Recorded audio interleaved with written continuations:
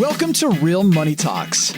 Real strategies from the moneymakers and the world changers that you can use to make millions, keep those millions, multiply your wealth, and build your team. Here's your host, author of 5 New York Times bestsellers, money expert on Dr. Phil, CNN, CNBC, The Street TV, Fox News, and The View, Loral Langmeyer. I think we are live. Hey, Thomas, are you out there? I'm out here. How are we doing today, ma'am? We're good. Let's put it out in the chat. So it feels like it's been a long time. What have you been doing that's new around your money plan? So if you want to pop that into the chat as a question. So again, the frame of this entire market awareness is to keep you focused on what is important and not go back to old bad behaviors, ignoring money. So what have you been doing? Have you really mitigated what's the best thing you've done? Have you really mitigated your overhead? So you're really, really lean, get as lean as you can. Have you created more money? And if you haven't, you have to be next week, again, 13th, 14th to 15th of May. We're doing our virtual meetup and marketplace again. We are super successful. Also, so Thomas or Steve, if one of you want to put up the Success Sizzle link, and we'll put that up very loudly in our Millionaire in Training Facebook group. So it's about 9 minutes, so I can't really go through it today. But you're going to see that thousands and thousands of dollars was made by a lot of different people. So in our virtual meetup and marketplace, we absolutely do a marketplace. You're going to use every and any platform that's possible for you, and you're going to make money, thousands and thousands of dollars. So as we always do, we're going to create some fun competitions and see who can make the most money. In fact, Thomas, we should probably poll our last month's class just to see how much money has been made now that they've continued to make. Because, making money is not a one-time event. It needs to become a daily behavior. So again, we want you to make sure you're starting to really shift your behaviors and your understanding around money. So the things we asked you to do is really get lean, as lean as you can, cut your overhead. It's a great time to kind of reset that, get focused on making new money. And then today we're going to talk a lot about what do you do once you make money, right? So a lot of you need to have money rules and decide on where you want to put your money. And I'm calling this the most indiscriminate crash in the history of our lifetime. Let's just hope there's not another one like this. But now that, we're getting so much experience, going through it, the reason it's indiscriminate, it's not age sensitive. Going through this next 12 months, and I'm actually probably be reducing it down to more like 10, 11 months, the greatest opportunities are going to happen. So, and it doesn't matter where you are in the world. So from cryptocurrencies to private cannabis, I say private because a lot of you are buying, stock to get into the cannabis game. And there's a very different way to do that. You can become a gas and oil millionaire. I mean, right now it's couldn't be on a bigger sale. You could buy businesses in town, which we're going to talk about that today, real estate, mortgage related items. There are so many ways that you can actually enter into the market, not just the market, because it's a recovery already. So if you miss March 17th, you can't just sit there and say, well, now what do I do? I missed March 17th, which, by the way, those of you who don't know what March 17th was, it was the largest crash since 1929 that we have ever seen in the stock market. So if you were there and buying in and trading out those first, few really days, weeks, you were killing it, right? So a lot of us were doing that at that point. So from somebody, me, who teaches off Wall Street, we were on Wall Street. And through our Flip app, you can get taken out of the market and you're kind of shorted out of the market algorithmically, so you won't have those severe losses. And that is just a huge protection device. So it's a software. So I'm not giving you financial advice or tax or legal, just telling you a lot of folks are using that as an app to get going and protect yourself. So the decisions now are how much more money can you make and where do you want to put it? Right. So using Flip kind of as the base. It also is a brokerage account. You can put it there. What do you want to go shop for? Right? There's amazing real estate deals. I still think that Q3 is going to be a better market at a time where people aren't going to be able to continue their mortgages, or they will. It depends how quickly we open up and how quickly people can get back to what they're doing. Mortgages, obviously, there's money to be made. Cannabis, crypto. Again, it is a wide open playing field on how you want to re-enter the market, how you want to transfer wealth to yourself, and who your team's going to be. So we stand and exist completely with a big, big team for you and to help you think through things, educate you, write down money rules, talk through different deals. I mean, we have so many new clients that we're talking through different deals. Does it make sense for them to do those deals or not. And again, having some analytics to it, having some options to how you want to not only do the deal, what's the paperwork you need, who is the team. And again, you really got to watch, and I'm just going to be this is my big mantra coming into the month of May, which is it's going to be one of the riskiest months for you to make these decisions and for you to not have a coach and a mentor and have somebody to really walk this through. I can't even imagine. There's some folks who actually joined our community last month and were headed into interesting deals. They thought this one software deal was really great. And we looked at it, it's like, hey, you don't even have an intellectual property lawyer. Within 24 hours, he was talking to a lawyer, an analyst, getting some other bids and RFPs. And some of you don't know how to do that. And to do it alone would be really risky. So although there's going to be a lot on sale, a lot of transfer of wealth, meaning business owners, equity owners are going to be moving into very different postures. You're either going to sit on the sideline and say, God, I wish I would have done it, or you're going to start doing something. If you say, well, I don't know how, that's why we exist, is to teach you how. And honestly, I'm doing a lot on our fulfillment side. Once you become a client, we're doing a lot of, I would just say, conference calls and structural conversations to help you make decisions and your family make decisions. So it's really an important time. The month of May, as people come back out, one of the themes today we're going to talk about are the economics of the entrepreneur. There are some people who are on unemployment, right? Remember, over 32 million people are currently unemployed. And that's just in the United States. And because of the unemployment and the process through that and the stimulus money, some people are actually making more money unemployed, right? You talk about a absolutely screwed up system. They're making more money unemployed. They're already consumers in the marketplace. So in your marketplace, think about your town. There are creators, the entrepreneur who are creating opportunities and jobs, and there's the consumers and takers, right? Where they don't think about the contribution and what it takes to create an economy. So which side are you sitting on? And it's okay to sit on both, right? And it's not that one is, they're just different. But for people who literally are not going to go back to work because they make more money unemployed, there's something wrong with that formula. When the entrepreneur is the one taking the risk to reopen, and we're going to talk about the break-even points of a business opening. Like, I don't know a lot of businesses that it would even make sense. And for those of you, if you are a business owner and would like some input and some, break-even analysis and some conversation of whether you should open or not, just because your state opens and your county opens and your city opens, are you, the entrepreneur, really ready to open? Have you done the numbers? Have you done the math? I know a lot of businesses. I mean, like 50%, 62% is some of the casinos. Some of the restaurants that we've done some analysis on, there's like almost 69, 70%. Meaning occupancy. They have to have those numbers just to get to a break even. Unfortunately, a lot of small businesses don't operate on a break even or a cash flow. I mean, I know some businesses that are running on lines of credit. They're running on, again, back to the old motto of, do I have enough money in my bank account today, making decisions that way versus making decisions on a cash flow plan or a business plan. To really critical conversations that have to happen for business owners, entrepreneurs in the economics. Does it make sense to open? And I'm on a huge mantra that it's no. A lot of them, why would you open? If you could only have an occupancy of 25%, I don't care if it's a nail salon, a hair salon, an auto body shop, and you can only have so many people in, where's that cost analysis? So although these are stimulus packages going on, I think it really, no one's talking enough about the entrepreneur. The entrepreneur that's making the jobs, making the economy work, sitting out here, owning the real estate is one posture. But if you're in a tenant in that, it's a very different posture. So again, one of the first questions that Thomas and I and Adam, like the initial team that was on our A Millionaire Training broadcast, is who do you want to be in this? Who do you want to be and who do you want to be at the other side of this? And now we're in the middle of it. We're walking out. Shops are opening, business are opening. We're doing a lot of coaching on those numbers. So, Thomas, I'm talking and thinking as I'm doing this. So, are there any questions that you want me to address as we're going into this? Let us know. I see the sizzle reels up here. I don't know if there's other questions or comments. I'm working on iFlip, increased investments in hemp. We had a lot of people who are talking about what they have done to, obviously, Loral, what's their new plan for their money. If you all want to go ahead and put that into the chat line, we'd be happy to want to see what you're doing.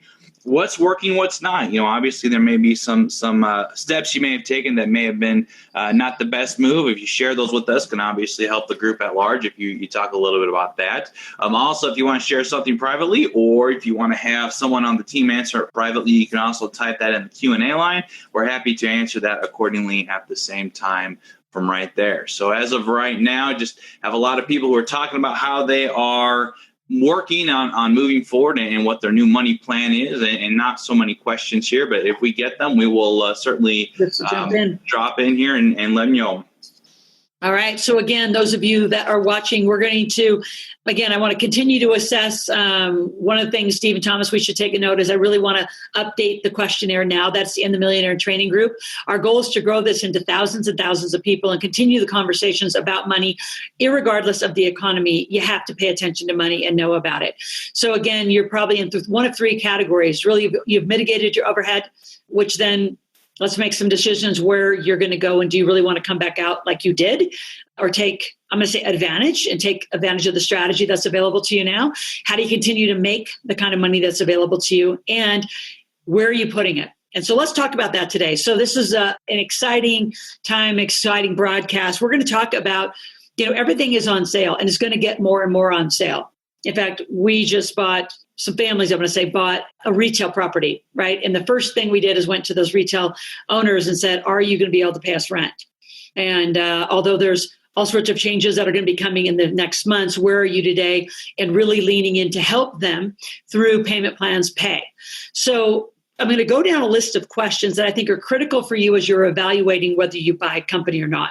So if you're looking at your community, and you can buy all over the country. You don't have to buy physically in your neighborhood. Some of you want to, some of you are in those great markets, some of you aren't.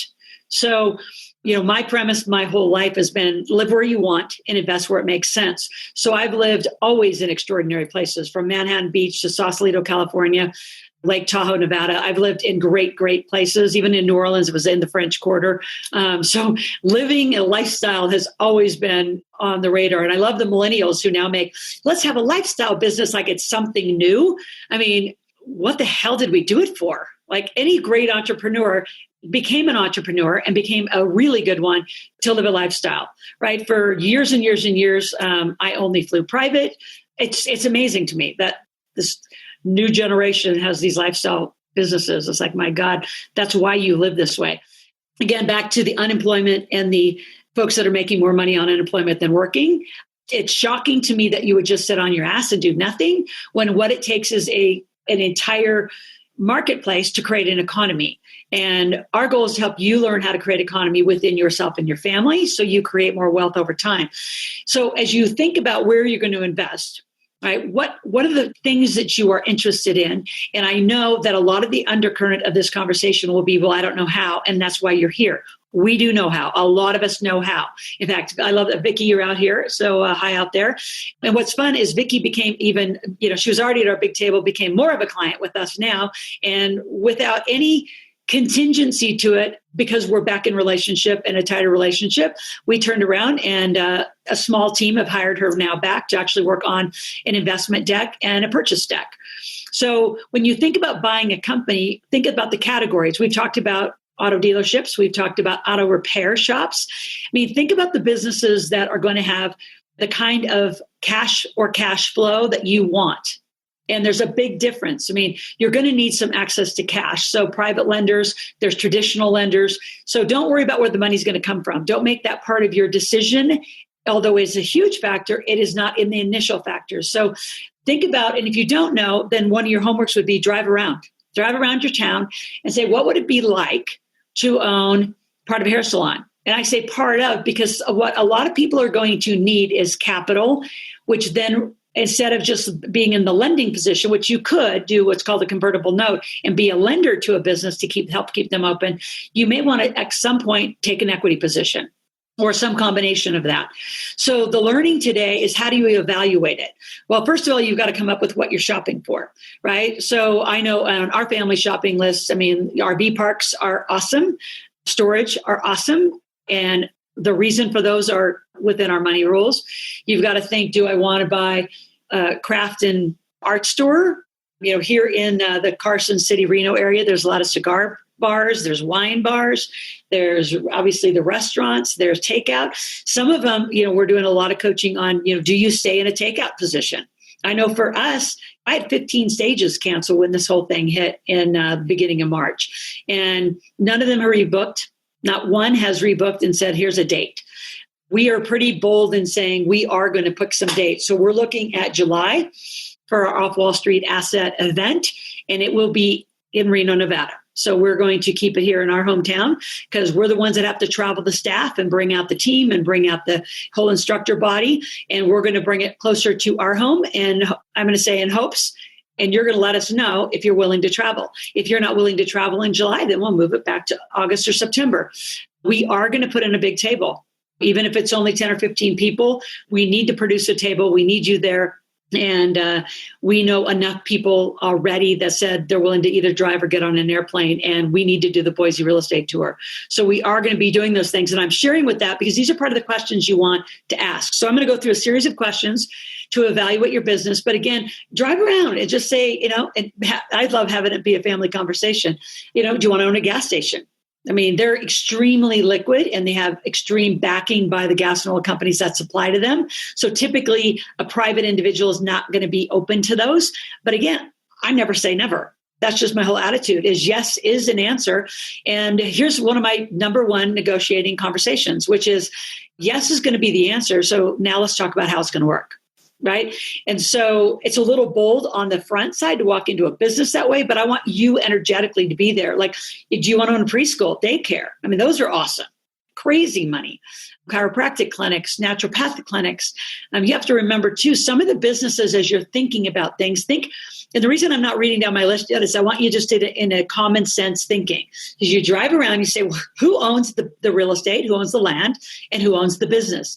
And can you buy the entirety of it? And I know there's folks in our big table that would say, without the real estate, I wouldn't become a tenant. I want to become a tenant in my own place. And for years and years and years, well, I shouldn't say always subscribe to it. I started all of this education inside an office because, again, some of you trying to do this at home with your kids, especially smaller kids, it's very difficult. Even if you say when the door is shut, you're going to have those kids at your door, at least mine were, going, Mom, come out. It didn't really work. It was very difficult. Plus, there's just a different state of mind when you're out and being with other people. So think about what you want, what your family would want. Think about the management of it. And again, not knowing how to do it is never the consideration. You will hire people to do it that actually know what they're doing, and you will find the money if the deal's right.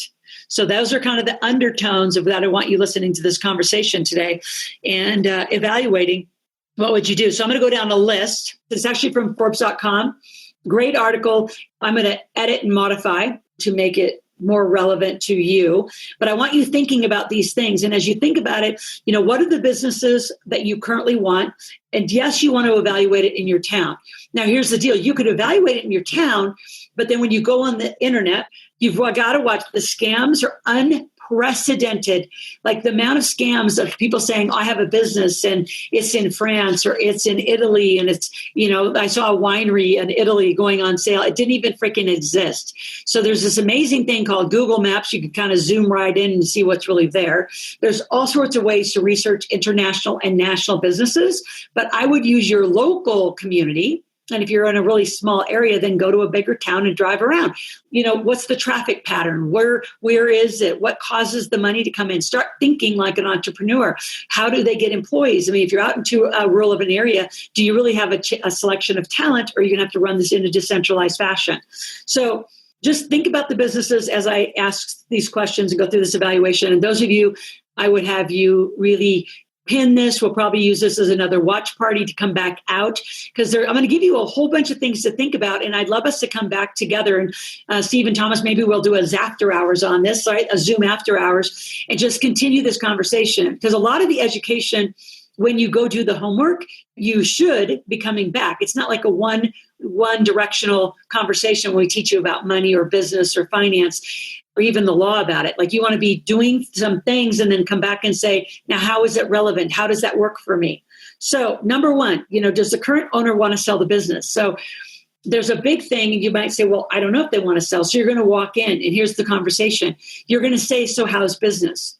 right? I'm interested in possibly being a private owner, right? And you're going to say these things. And for some of you are like, oh my gosh, this sounds odd. So maybe it's after hours, we can continue the conversation and help practice, just like we practice our ask, tell, ask. You want to practice? How do you have these conversations? Because for some of you, it's sort of like even asking for a sale for some of you is so awkward because you're so new. It's odd. I mean, for me to ask you how much money you make, it's like asking what time you got up in the morning. I mean, it's such a normal part of our conversation. A lot of things we're going to teach you aren't normal to you. They're very odd to you and challenging for you.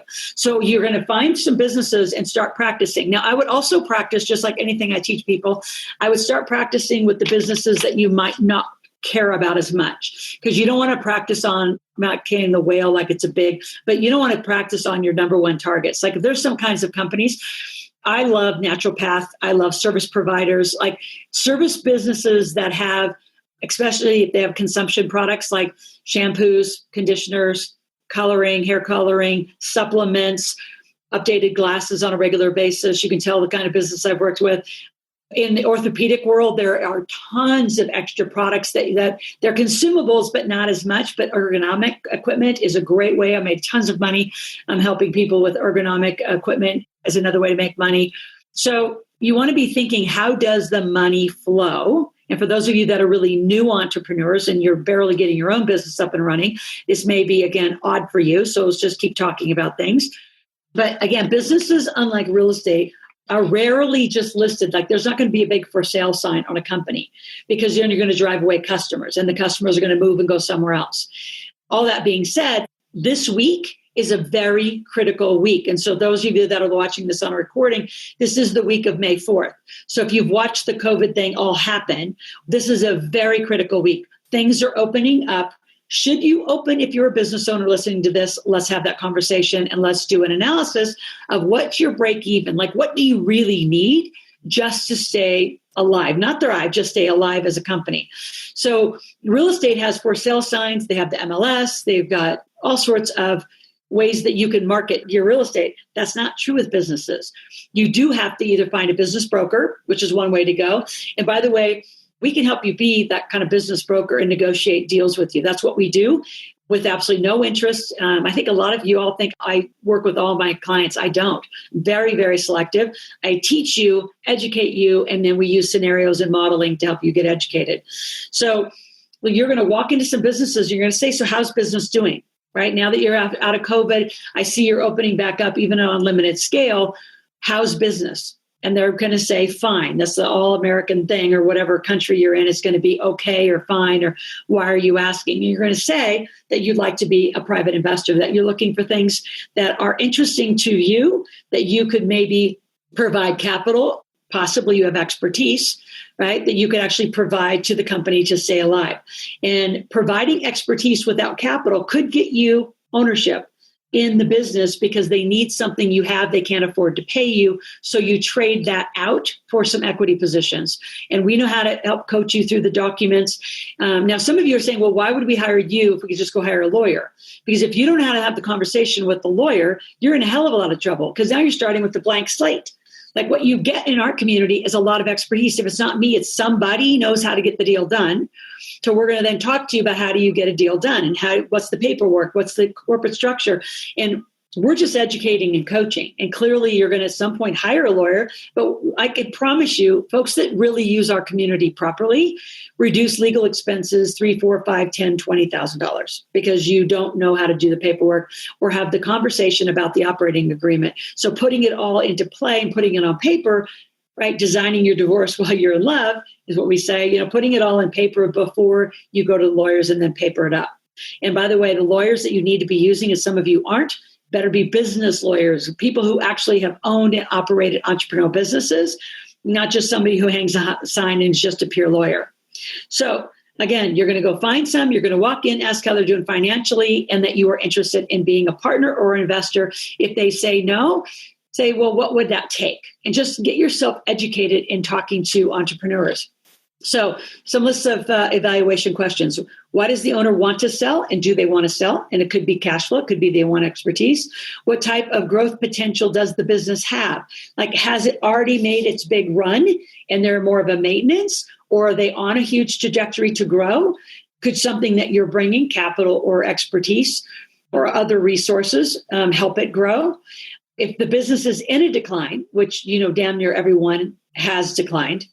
Well, that's not true. Amazon's done quite well, which is why we want you in our virtual meetup and marketplace next week. So again, if you go to themillionairemakerstore.com, it's $97 to go and be in our marketplace, where you will have the opportunity to make money.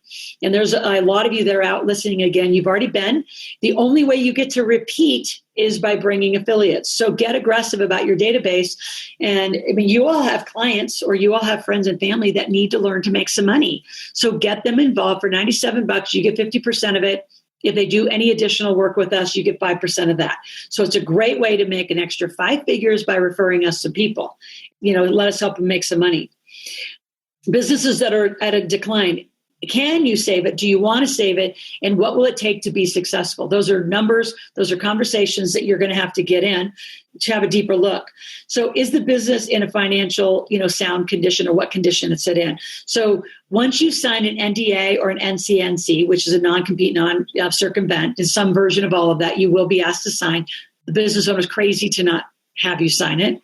Can it hold up? Depends on the state, right? But again, you're not doing this to go rip off a company. My God, like, you would never do that. This is to have integrity and say, you know what? I'm out here and I actually want to own part of a company and be a part of its success as it goes forward. So once you sign some of those non-competes, then you're going to at least look for some audited tax returns, or at least some version of a tax return, P&L, most recent cash flow statements.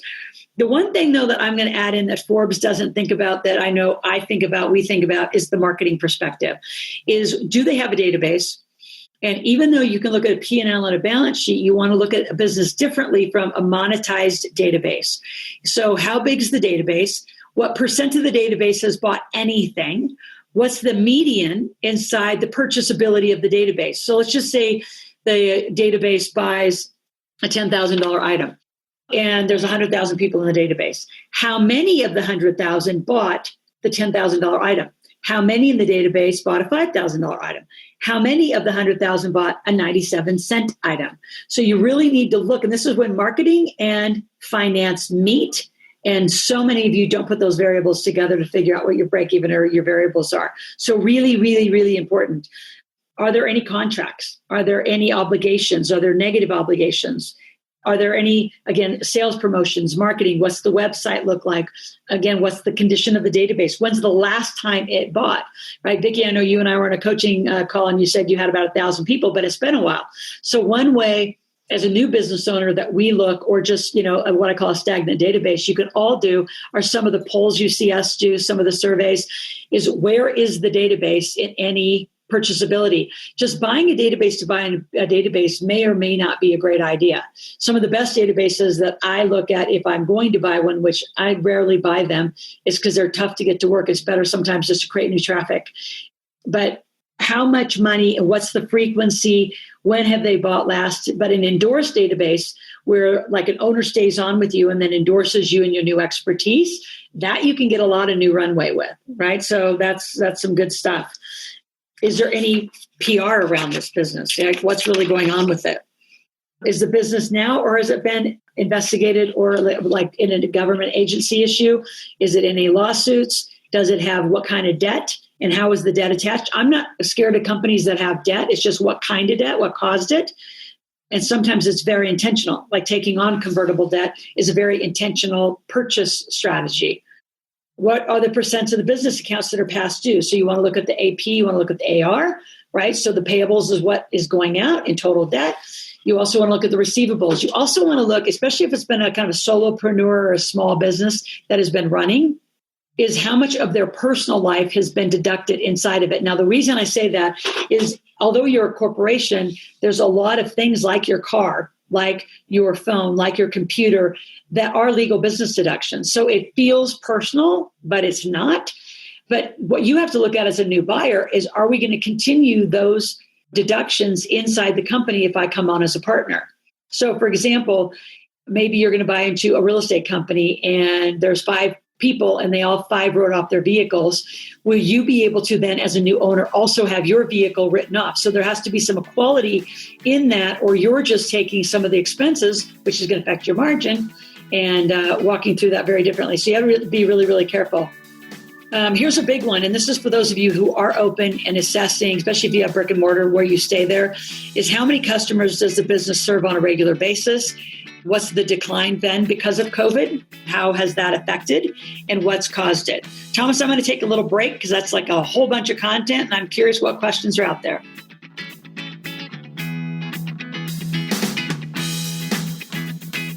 Thanks for listening to the Real Money Talks podcast. Your host has been Loral Langmeyer, author of 5 New York Times bestsellers, money expert on Dr. Phil, CNN, CNBC, The Street TV, Fox News, and The View. Want to learn more about off-Wall Street investing, tax strategies, and multi-million-dollar business strategies? Visit liveoutloud.com/podcast for past episodes, show notes, and resources. For some special wealth-building gifts only for Loral's podcast listeners, visit liveoutloud.com/podcast gifts. Do you have a burning question for Loral? Visit askloral.com to submit your question, and it may just be covered on a podcast episode. So stay tuned and be sure to subscribe to get new episodes every week.